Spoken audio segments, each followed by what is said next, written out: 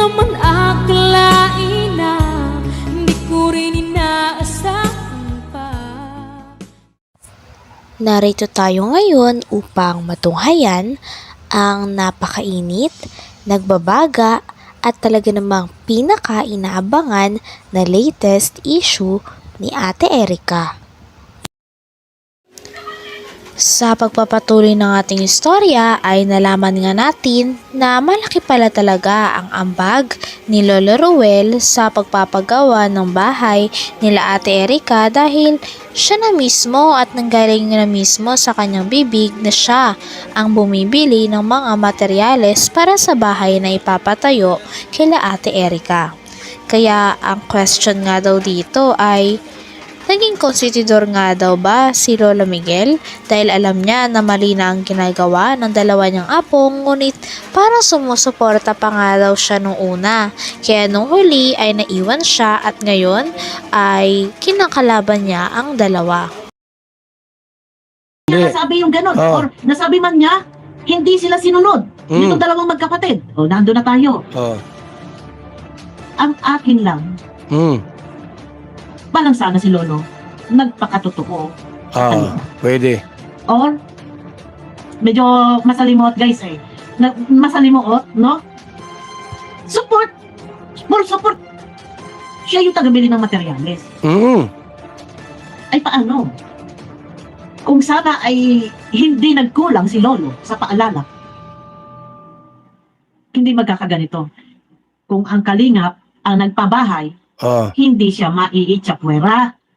Kaso, sa pagkakain-alam ni Lolo ay siniwerte, ang nangyari ay sumang-ayon. OMG! Summer na! Nagbabalik rin ang ating Alaska Nega Showdown. Ano kayang hamon natin?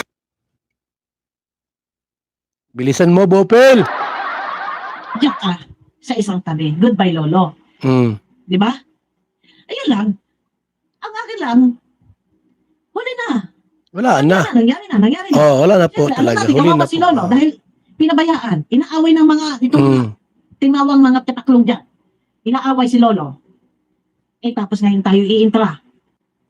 Baka po mamaya ay maulit ang hindi dapat mangyari na nangyari na noon. O nga, mga kalingap. No? Talagang, alam niyo po mga kaibigan, at alam po natin na ang nagbakal po ng materyales, sa una po mga kaibigan na mga kalingap, hindi pa sila nagkasira ng kanyang apo, ay si Tatay Miguel po lahat. Lahat ng galawan po, alam ni Tatay Miguel. Pero bakit nagkagulo-gulo sila? Nagkaaway-away sila mga kalingap. Ano po? Sa bagay, wala namang problema. Sa part ng mga vlogger, wala namang problema. Kasi wala. talaga yan. Sige, Walang problema sa atin. I-vlog? Okay lang i-vlog. Ako lang ay naiinis dito sa dalawang magkapatid. Kasi nga andyan sa kabila na lahat, na nakilala. Sinabi pa nga sa vlog na ito na inopen up din na ang side nga ng naririnig ng mga tao at ng mga viewers ay ang side lamang ni Lolo Miguel. Dahil si Lolo Miguel lang daw talaga nagpapa-interview kay Kalingap Val Santos Matubang. Ngunit hindi pa rin talaga alam ng lahat kung anong katotohanan dahil bawal nga tayo bumase ng kwento sa isang side lamang. Dapat ay malaman din natin ang kabilang side ng kwento bago tayo humusga. Kaya hanggang ngayon ay hindi pa rin alam kung ano ang katotohanan dahil hindi pa rin naglalabas ng statement at saloobin din si Ate Erica at ang kanyang kapatid. Okay, wala namang problema. Sa part ng mga vlogger, wala namang problema. Kasi wala. Talaga yan. Sige, Walang problema sa atin. I-vlog? Okay lang i-vlog. Ako lang ay naiinis dito sa dalawang magkapatid. Kasi nga andyan sa kabila na lahat, na nakilala sila sa kalinga. May kakapalan na pagmumukha. No? Sponsor na ibigay na yung pera kay Kalinga Prab. Binawi. Siya naman labas na labas ang pag-back out. Nandiyan na yung pera Yun naman pala. May kasunduan. O, di ba? Mario Joseph. Hindi ko din alam. Baka mamaya ang maantot nito, itong dalawang magkapatid, Ah, hindi nagsasalita.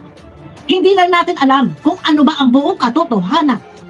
mm, Based sa kwento ni tita at ni lolo, kawawa. sino? No? Ano ba ang buong katotohanan? Hintayin muna natin magsalita si May at si Erica kung ano ang kanilang masasabi. Mhm. Baka hindi iyon ang dahilan. O baka naman Ah. hindi nakakabigay kung ano ang ginawa doon sa pera, kaya binawi, kaya ayaw ibigay. Mm, Kabilang side lang yun naririnig natin. Okay, Ah. yung kabilang side, hindi ano? natin naririnig. Pero Hindi ito pa. na, bago tayo magtapos sa video na to, short video lang tayo. Itong dalawang Mahaba na. ito, Anong short? kagaya nga sinasabi ko, no? Matalinong matching. 20 minutes. Pero matalino man ang matching na paglalalangan din. Alam niyo yun? Mm. Sabihin yun? Matalino man ang matching. Pero nauuto din. Tingnan natin. Bandang huli. At yung mga sumusuporta, yung mga lovers na sumusuporta, Ah, yung si Tunyakaw, mm, hindi iyan, hindi aim, hindi ano bang ian, i-aim. Ano pala? Glenn. Glenn? Ang pangalan niya. dito laki pala yan, Glenn. Akin lang dito guys, wala namang problema po. Ang akin lang dito, sana lang si Lolo, medyo nagiging, binalansi sana ni Lolo. O, Mm, Dito nga din ay Taunang- pinag-usapan ang kabaitan talaga ni Kalingap Val Santos Matubang.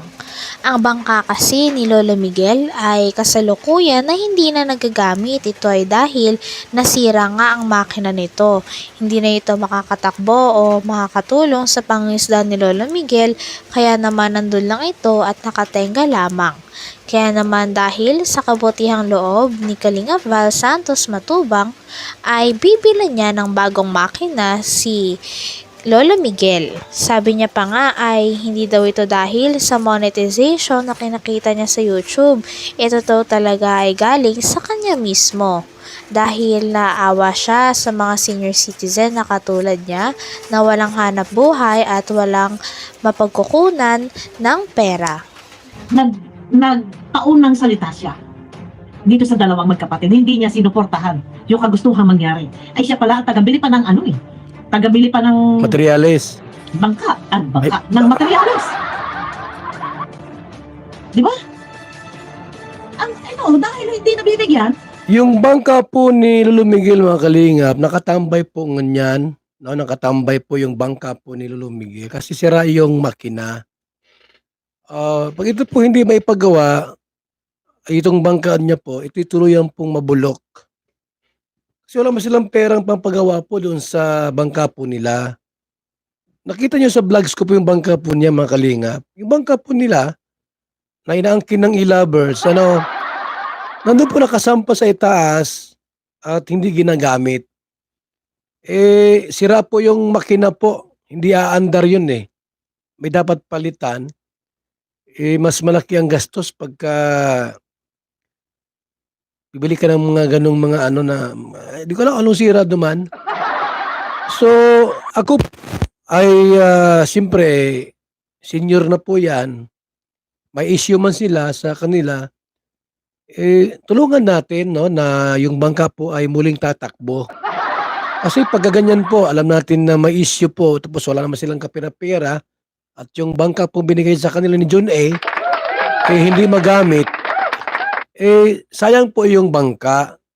Mabubulok lang po yon, nakasampa sa taas, walang, siyempre, nakatamba, naiinitan lahat, hindi tumatakbo. Magmalay ka po, bulok na yung bangka nila, hindi magagamit.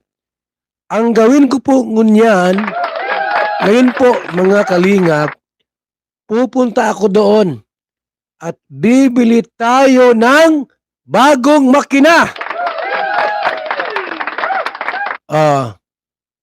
Totoo yan. Hindi ako nakamonetize mga kalingap, oh. Hindi naka-on yung monetization ko, naka-off yan, oh. Pero dahil po, senior po yan, naawa tayo. Hanggang dito na lamang muna ang inyong pinakahinihintay, pinakainaabangan, nagiinit at talaga namang sobrang latest na update sa issue ni Ate Erica. Maraming salamat sa inyong panonood. Hanggang sa muli. Bye!